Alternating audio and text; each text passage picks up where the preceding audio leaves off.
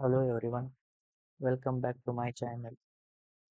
In this video, I will show you how to build a complete student registration system using Angular for the front end and Spring Boot for the back end, along with MySQL database.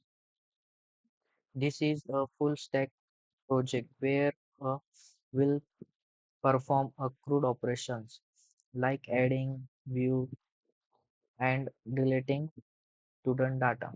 I will walk you through the front end, back end, and explain how the data flow between them step by step. So, without wasting any time, let's get started.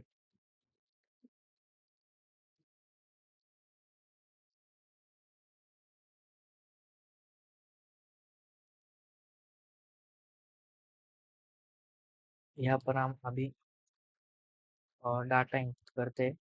So example Ashish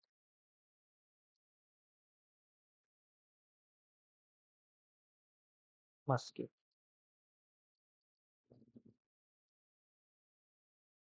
M capital A capital, then Ashish email also small, Ashish Maske @gmail.com. Then course is a Python. Python. So अभी हम save करते हैं. सो देखिए अभी आशीष Maske ID 9 आशीष Maske email ID आशीष Maske @gmail.com Python. ये अभी माई scale में save हो चुका है और हम इसे एडिट भी कर सकते हैं. तो अभी चेंज करते हैं like Ashish Devkar Dev Devkar. then email only Ashish, then HTML change. And also अब हमें ये आईडी डिलीट करना है. ये अभी 6 नंबर की आईडी. सो हम ये डिलीट करते हैं. तो ये बैक एंड में से आईडी डिलीट हो गई. सो हम फिर से आईडी क्रिएट कर सकते हैं.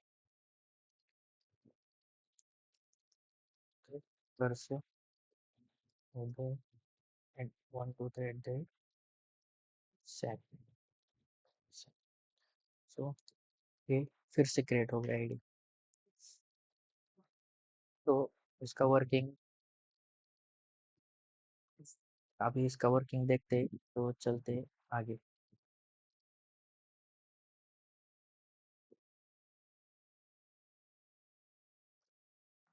पहले फ्रंट एंड देखेंगे, उसके बाद बैक एंड. तो हम HTML से स्टार्ट करते हैं. Student form component component HTML. Yes.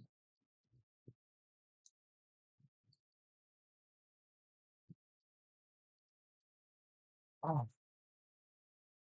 सो अब हम फ्रंट एंड का सबसे इम्पोर्टेंट पार्ट देखते हैं, जो है स्टूडेंट फॉर्म. यहाँ पर मैंने एक सिंपल फॉर्म डिजाइन किया है जिसमें यूजर स्टूडेंट का नेम, ईमेल और कोर्स एंटर कर सकता है. ऊपर आप देख सकते हैं ओके, हेडिंग डायनामिकली चेंज हो रही है.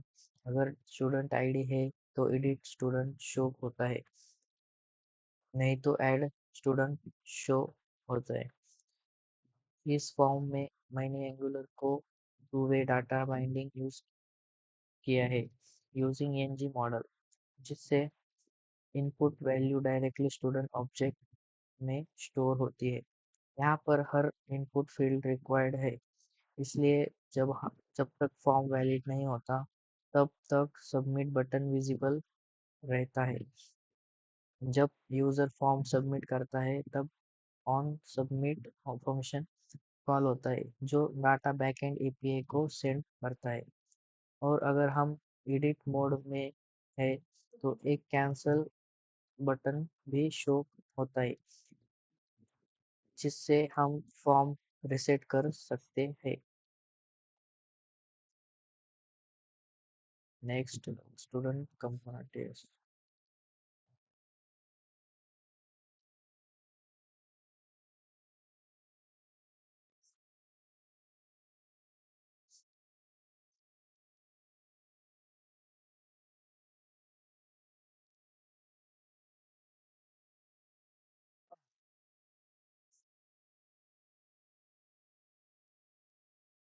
अब हम स्टूडेंट फॉर्म का टाइप स्क्रिप्ट लॉजिक देखते हैं।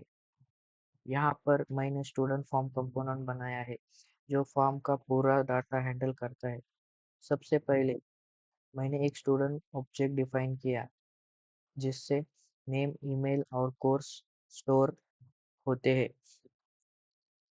यहाँ पर इन @input का यूज किया गया है जिससे हम पेरेंट्स कंपोनेंट से स्टूडेंट डाटा रिसीव कर सकते हैं एडिट के लिए।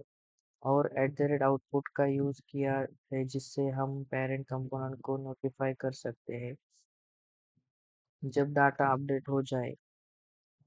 ng on change life cycle hook का यूज करके जब भी एडिट के लिए डाटा आता है तब हम इसको फॉर्म में सेट कर देते हैं। अब अगर हम ऑन सबमिट फंक्शन देखें तो यहाँ पर कंडीशन चेक होती है कि स्टूडेंट आईडी है या नहीं। अगर आईडी है तो अपडेट स्टूडेंट एपीआई कॉल होती है और अगर आईडी नहीं है तो ऐड स्टूडेंट एपीआई कॉल होती है।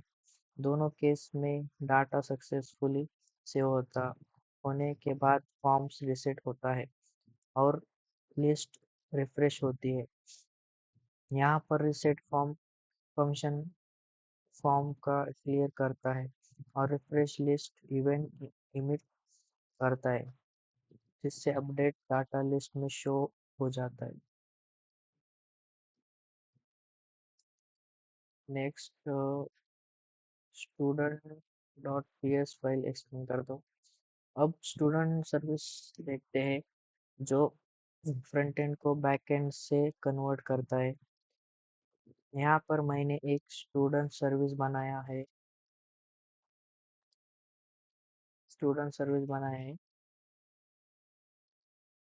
जिसमें सारे एपीआई कॉल्स डिफाइन किए गए हैं। सबसे पहले मैंने एक इंटरफेस डिफाइन किया है जिसका नाम स्टूडेंट है जिसमें आईडी, नेम, ईमेल और कोर्स फील्ड है। इसके बाद मैंने एक बेस एपीआई नहीं सॉरी बेस यूआरएल डिफाइन किया है जो बैकएंड स्प्रिंग बूट सर्वर को पॉइंट करता है। यहाँ पर एचटीटीपी क्लाइंट का यूज करके हम डिफरेंट एचटीटीपी रिक्वेस्ट सेंड कर सकते हैं। गेट स्टूडेंट मेथड का यूज करके हम बैकएंड से सारे स्टूडेंट का डाटा फेच करते हैं। ऐड स्टूडेंट मेथड से पोस्ट रिक्वेस्ट सेंड करता है जिससे न्यू स्टूडेंट डाटा डेटाबेस में सेव होता है। Update student method put request send करता है जिससे एग्जिस्ट स्टूडेंट अपडेट होता है। और delete student method delete request use करके स्टूडेंट को रिमूव करता है। इस तरह से सर्विस फाइल पूरा क्रूड ऑपरेशंस हैंडल करती है और फ्रंट एंड का बैक एंड से कनेक्ट होता है। अब स्टूडेंट लिस्ट एचटीएमएल। अब हम स्टूडेंट लिस्ट का यूआई देखते हैं जहाँ पर सारे स्टूडेंट का डाटा टेबल फॉर्मेट में डिस्प्ले होता है। यहाँ पर मैंने एक टेबल क्रिएट किया है जिसमें कॉलम है आईडी, नेम, ईमेल और कोर्स। टेबल के अंदर मैंने एंगुलर का ng फॉर डायरेक्टिव यूज किया है, जिससे हम डायनेमिकली सारे स्टूडेंट को लूप करके डिस्प्ले कर सकते हैं। हर रो में एक स्टूडेंट का डाटा शो होता है जो बैकएंड से फेच किया गया है। यहाँ पर दो बटन्स दिए गए हैं, एडिट और डिलीट। एक बटन पर क्लिक करने के बाद सिलेक्टेड स्टूडेंट का डाटा फॉर्म में लोड हो जाता है, जिससे हम उसका अपडेट कर सकते हैं।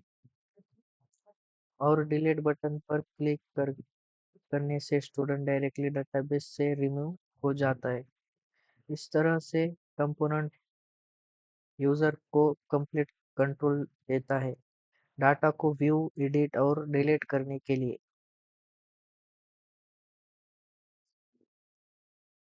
तो स्टूडेंट लिस्ट,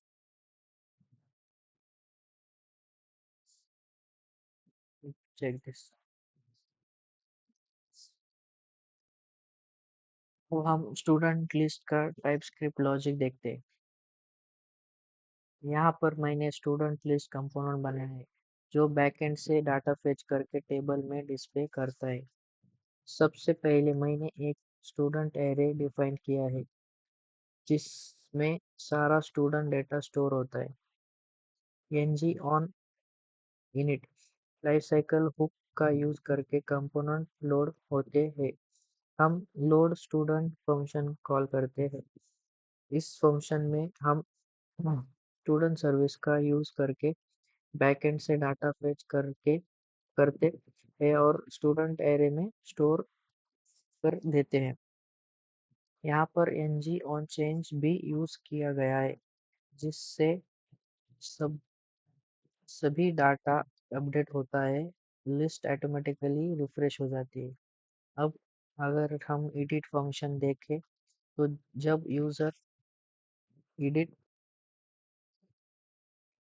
बटन पर क्लिक करता है तब सेलेक्टेड स्टूडेंट का डाटा पेरेंट कंपोनेंट को इमिट किया जाता है और डिलीट फंक्शन में पहले फंक्शन कंफर्मेशन ली जाती है और उसके बाद डिलीट स्टूडेंट एपीआई कॉल होती है। डिलीट होने के बाद हम दोबारा डाटा लोड करते हैं, जिसे अपडेट डिलीट स्क्रीन पर शो होती है। इस तरह से कंपोनेंट बैकएंड से डाटा फेच करने, डिस्प्ले करने और डिलीट ऑपरेशन हैंडल करता है। अब हम बैकएंड चेक करते हैं, बैकएंड में क्या क्या चेंजेस, मतलब बैकएंड कैसा वर्क होता है, हम अभी वो देखेंगे। फर्स्ट स्टूडेंट डॉट जावा से हम देखते हैं कैसा वर्क होता है, क्या कुछ कंपोनेंट है, ये सब कुछ देखेंगे। So, ये हाँ, this is student dot Java. So अब हम बैकएंड का सबसे इम्पोर्टेंट पार्ट देखते हैं, जो है स्टूडेंट एंटिटी। यहाँ पर मैंने एक स्टूडेंट क्लास बनाई है जो डाटाबेस के स्टूडेंट टेबल को रिप्रेजेंट करती है। एंटिटी एनोटेशन का यूज करके हम इस क्लास को जेपीए एंटिटी बना रहे हैं, जिससे ये डायरेक्टली डाटाबेस से मैप होती है। और टेबल एनोटेशन के थ्रू हमने टेबल का नाम डिफाइन किया है जो डाटाबेस में स्टूडेंट्स है। यहाँ पर आईडी फील्ड प्राइमरी की है और इसमें ओल्ड आईडी और जनरेटेड वैल्यू एनोटेशन यूज किया गया है, जिससे आईडी ऑटोमेटिकली जनरेट होती है। इसके अलावा नेम, ईमेल और कोर्सेस फील्ड है जो स्टूडेंट का डाटा स्टोर करती है। यहाँ पर गेटर और सेटर यूज किया गया है, जिससे हम डाटा को एक्सेस और मॉडिफाई कर सकते हैं। इस तरह से ये entity class database structure define करती है और बैकएंड के लिए डाटा मॉड्यूल का काम होता है। नेक्स्ट, स्टूडेंट रिपोजिटरी डॉट जावा। अब हम स्टूडेंट रिपोजिटरी देखते हैं जो डाटाबेस ऑपरेशन हैंडल करता है। यहाँ पर मैंने एक इंटरफेस बनाया है जो जेपीए रिपोजिटरी को एक्सटेंड करता है। जेपीए रिपोजिटरी का यूज करने के फायदा ये है कि हमने बेसिक रूट ऑपरेशन के लिए अलग सा कोड लिखने की जरूरत नहीं पड़ती। इसमें ऑलरेडी मेथड अवेलेबल होती है जिससे save, find all, delete bye ID और अपडेट ऑपरेशन। यहाँ पर हमने स्टूडेंट, एंटिटी और लॉन्ग टाइप आईडी डिफाइन किया है जिससे रिपोजिटरी को पता चलता है कि किसी टेबल पर ऑपरेशंस परफॉर्म करना है।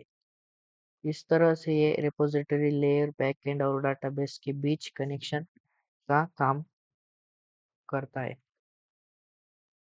नेक्स्ट,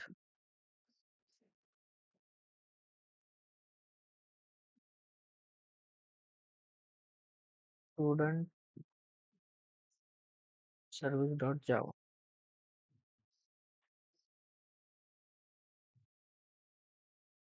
अब हम स्टूडेंट सर्विस देखते हैं जो बैकएंड का बिजनेस लॉजिक हैंडल करता है। यहाँ यहाँ पर मैंने @सर्विस एनोटेशन का यूज किया है जिससे ये क्लास सर्विस लेयर के रूप में काम करता है। यहाँ पर मैंने स्टूडेंट रिपोजिटरी को इंजेक्ट किया है जिसके थ्रू हम डाटाबेस ऑपरेशन परफॉर्म करते हैं। सबसे पहले गेट ऑल स्टूडेंट्स मेथड है जो रिपोजिटरी रे, रिपोजिटरी के फाइंड ऑल मेथड का यूज करके सारे स्टूडेंट का डाटा रिटर्न करता है। ऐड स्टूडेंट मेथड का यूज करके हम न्यू स्टूडेंट को डाटाबेस में सेव करते हैं using save method. Update student method में सबसे पहले हम एग्जिस्टिंग स्टूडेंट को आईडी के थ्रू पेज करते हैं और अगर स्टूडेंट नहीं मिलता तो एक्सेप्शन थ्रू होता है। उसके बाद हम एजेंट के फील्ड जैसे नेम, ईमेल और कोर्स अपडेट करते हैं और फिर दोबारा सेव कर देते हैं। डिलीट स्टूडेंट मेथड का यूज करके हम स्टूडेंट को आईडी के थ्रू डाटाबेस से रिमूव कर देते हैं। इस तरह से ये सर्विस लेयर बैकएंड में सारा बिजनेस लॉजिक को मैनेज करते हैं और कंट्रोल और रिपोजिटरी के बीच ब्रिज का काम करता है।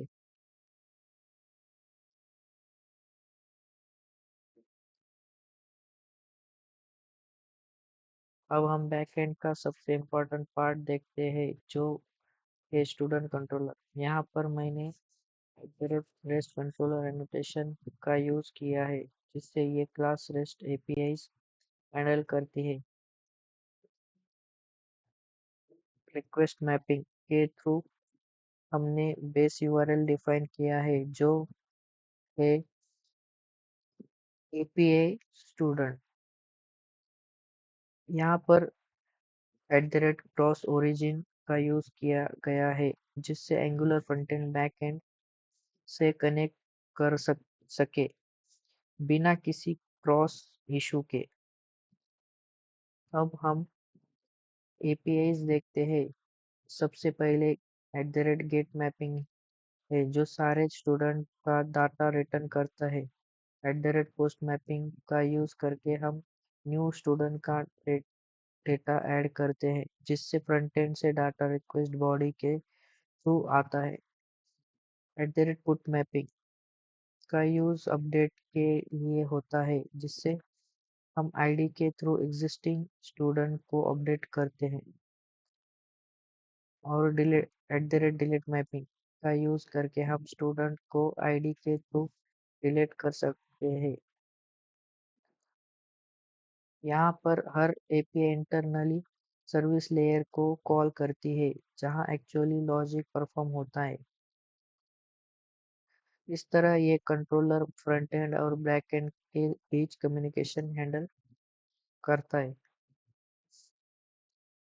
ये कंट्रोलर फ्रंट एंड से आने वाले रिक्वेस्ट को हैंडल करता है और सर्विस लेयर के थ्रू डेटाबेस ऑपरेशन परफॉर्म करता है। अब अगर हम इस इस प्रोजेक्ट का कंप्लीट फ्लो समझे तो फ्रंट एंड एंगुलर में यूजर फॉर्म के थ्रू डाटा एंटर करता है। ये data backend spring boot API के पास जाता है जहां से वो प्रोसेस होके माईएसक्यूएल डेटाबेस में स्टोर होता है। उसके बाद जब हम डाटा फेच करते हैं तो बैकएंड से डाटा वापस फ्रंट एंड में आता है और टेबल में डिस्प्ले हो जाता है। इस तरह ये complete full stack application smoothly काम करता है। Thank you for watching this video. If you found this helpful, make sure to like and video and subscribe to the channel. See you in the next one.